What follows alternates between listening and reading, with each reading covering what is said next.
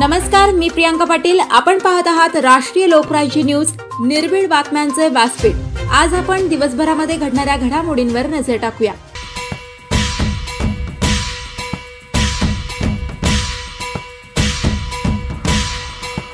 माजी सहकार व संसदीय कार्य मंत्री व राष्ट्रीय सहकारी साखर कारखाना महासंघाचे अध्यक्ष माननीय श्री हर्षवर्धनजी पाटील साहेब आपणास वाढदिवसाच्या अनंत अनंत शुभेच्छा। शुभेच्छुक राष्ट्रीय लोकराज्य न्यूज मीडिया समूह महाराष्ट्र राज्य।